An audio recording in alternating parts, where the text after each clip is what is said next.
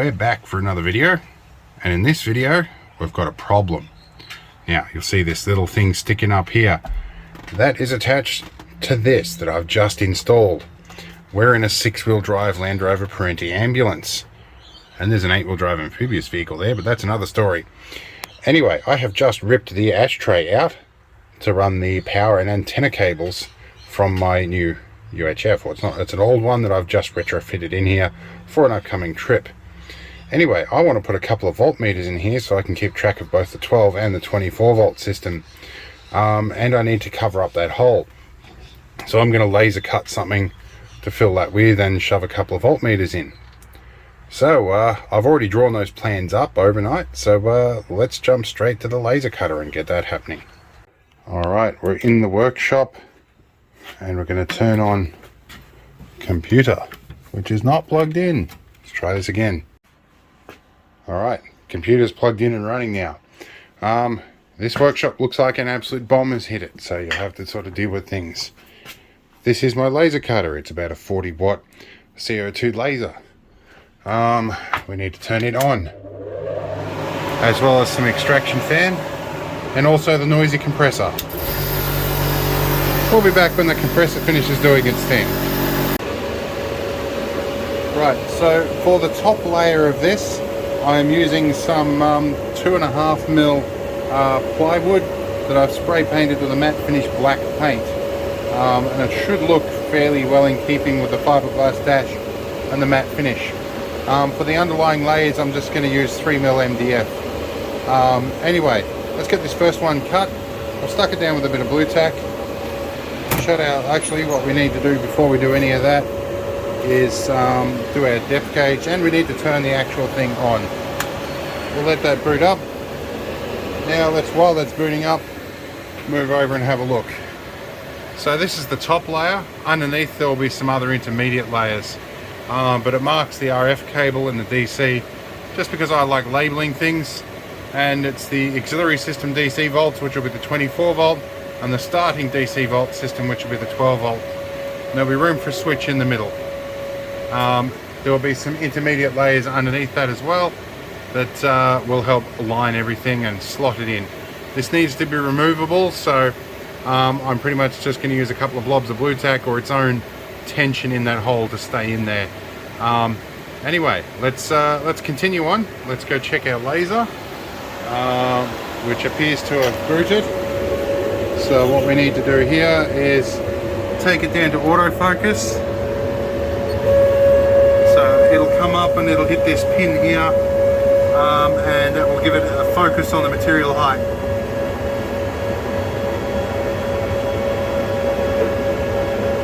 There we go. Alright, now we're going to tell it to go function, recall back to its home position. Alright, now we'll get that program in.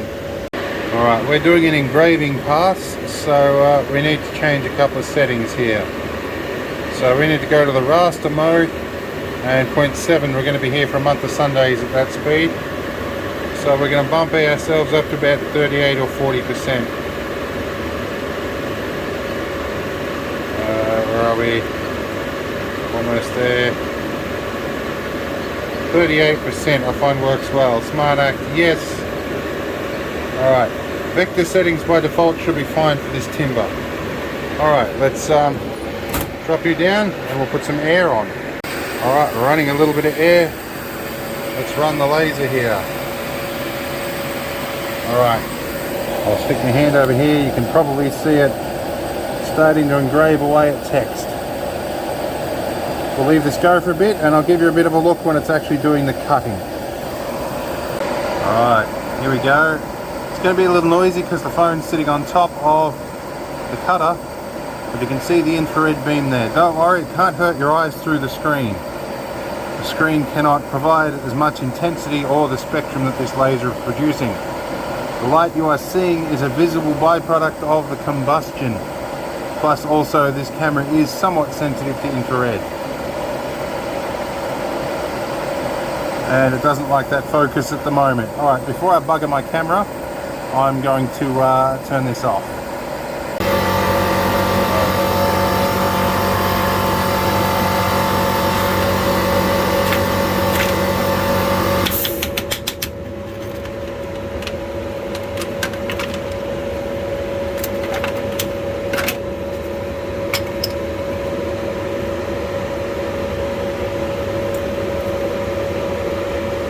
think that should fit in all right. Let's do the other 2 layers. Okay, we are off the laser. Now, I buggered one of these guys, so we throw that away. I was going to use MDF, but I thought, you know what, that requires me loading another sheet, finding my drill, screwing it all down, and this piece of timber was nice and flat, and it was already there, so we did that. I have checked the fitment in the hole, and this horizontal fitment is perfect. Just a little bit of resistance, so it should slot into the hole nicely. Now, something I prepared earlier were the 2 voltmeters and the switch. Now, 1 voltmeter has a short cable, one has a really long one. Really long one is going to be for 24 volts. The short one is going to be for 12, owing to where I can put stuff in there. Now, I need to, the dots go to the bottom. See if this fits through the hole. Ah, okay, dropping stuff. I'm a little bit off color because my good old mate from the Argo forums, Rocco, is bugging me about tracks again. That's what Rocco always does, that's his thing. Alright, see if we can get this through the slot. It's going to be a firm fit. We may have to take a run up. Here we go. It's in. Okay, in like Flynn, as the EEV blog would say. Anyway, that's nice and firm. And these other ones I have allowed a bit more tolerance on, so they fit over a little less snugly. Where's our extra long one? Here's all our extra long cable that I'm shuffling through off camera. Let's see. Because this has got to go all the way around the cabin and round to the Anderson plug up the back. Again, dots to the bottom. Sounds a bit like boots to glutes, something I remember from the army. That's when you're doing their wall scaling practice. Right, there's our 2 voltmeters in there. Let's get a bit of blue tack here. So we hold the cable and stop it dragging itself off the bench. We will do all of this stuff. And yeah, it's no, this one I have designed this so this should fit in around all of that. The hole is very tight tolerance. I may have to just ream that out slightly, but it does fit in here perfectly. I might wire this up before I put it in here because it could be challenging to do otherwise. And that is a double pole switch, by the way, so that I can switch them both off at the same time without combining 24 volt system. Anyway, let's wire that up, get it in. I'm going to do a lot of that off camera, and we'll be back once we're looking at it. Alright, we're finished wiring up. We've got all our cables on the back and zip tied in such a way to hold it. Put 12 volts on here. We should have 13.2 on the solar system. I put a blue one in, that's pretty cool. Alright, let's fire up the auxiliary supply. This one, and wind it up.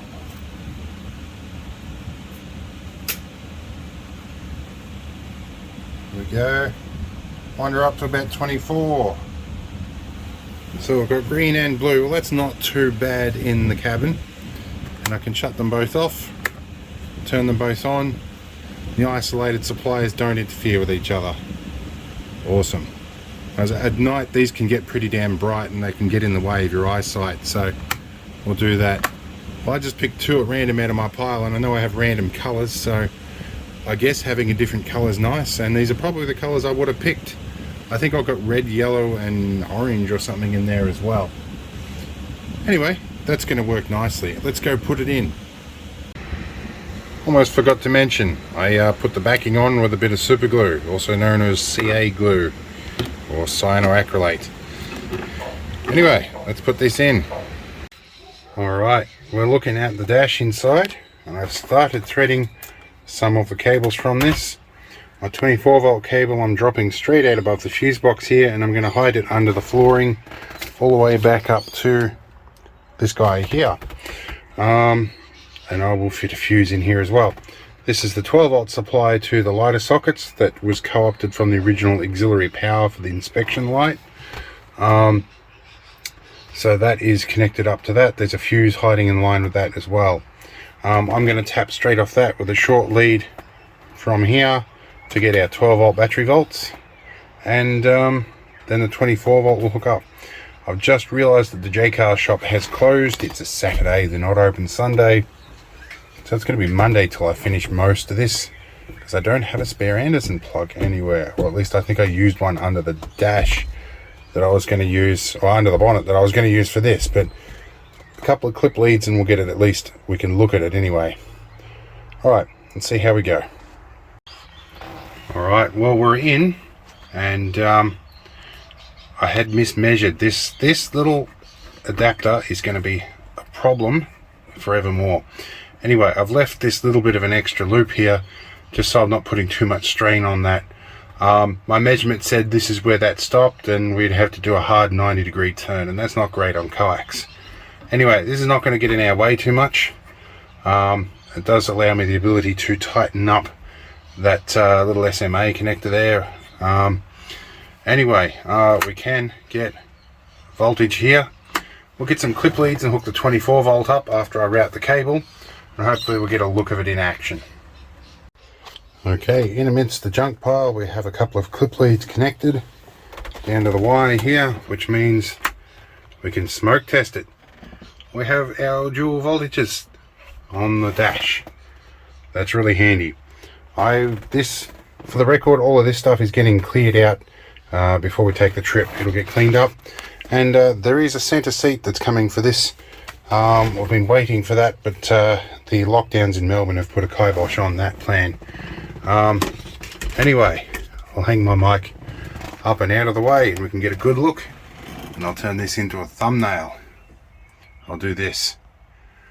Anyway, I think that fits pretty well within the aesthetic of the vehicle. Some of this stuff probably could use a repaint, but it's also not going to get any worse if I don't. Most of this dash section here is actually fiberglass. So, yeah. But very crucially, I can tell if I start hearing belt squeak and this volt stays okay, and this one starts dropping or doing funny things, I know which belt I'm looking at.